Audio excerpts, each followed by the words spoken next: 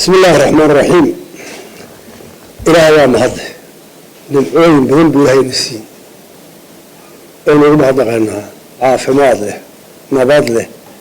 هؤلاء الرسل والجرياء عينو قبصنا له تذكرنا إلهي التشويش كي يشكل كسارة السود يعني معلومة بعض قدم بس وما تمد السن ومر يتشدر كود السنة إلهي نبصنا الحمد لله مات يريد أن أريد إلى مدينة أضي وحوي دارش المقلي لبعض دارش سوريا ولا هيدين يحيد عي وحن كبر إنه واحد الله أقبل ست طورة يدور واحد هذا مركز حسابته وسان تحاسب كل عدواني وحنا يرعون كل إخواني مركز واحد مدة مركز دارش الدنيا سوريا ولا حساب الله ما حسابته وكراه أنا كافي أنا كافي وأسر أول حاجة هو عادي وحين صار مريض أنت طوش مسار ما أنت عرفت هالك وحرسك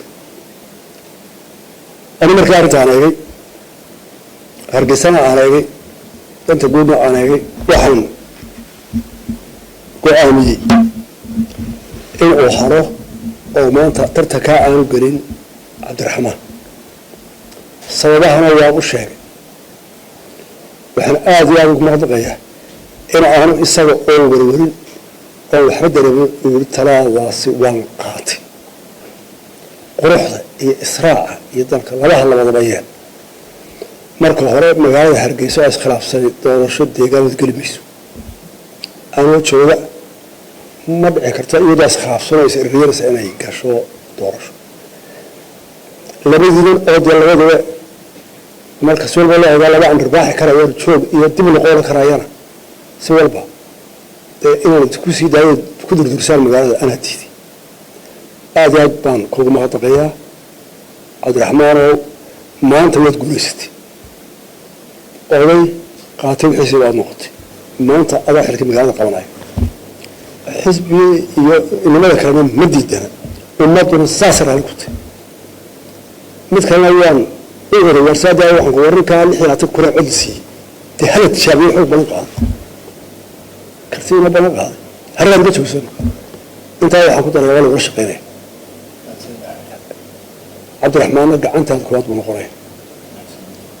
وحنا ومنها كفرين وحنا لا سياسة على سنبا ما فرق عرنت لك ما كعاية سن يدا أول شقين سان لم يدري على تبتشو أنا سوير سوون شقسان إيه أنت كلام حقي كلام تاني قارسية أنا ما هتنتي. بسم الله الرحمن الرحيم الحمد لله رب العالمين وصلى الله وسلم على سيدنا محمد مدحونا جمهورية الصومال ودنا موسى بيحي عبدي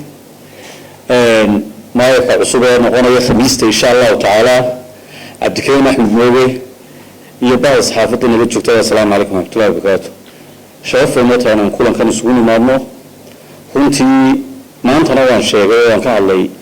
عبد الكريم على ما جاب حيسمي تكريم صدق سنان وصاحبنا ولا كل سؤال بقولي كل سؤال شكل لي سؤال شكي waxay ahayd in kursigaana kaaga fiican yaaniga kaaga fiican ana waxaan lahaa waxaan dhameystirayaa qabyooyinkii yaalay Cabdikariim wuxuu lahaa waxaan sameeyay magaalo cagaaran waa tartanka dadku waxay u dooranayeen 290 kubaa ka odayeerkiisa waxay soo dooranayeen 17 xildhibaan 17 xildhibaan ayaga iska dooranayay maayik oo hada cilmiga madaxweynaha inta soo dhowr kulan qaadanay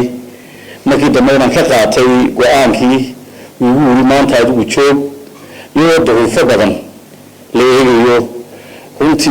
سياسي بنا ما هك عرضة وقوح الصوت عرضة حال كذا ما دمية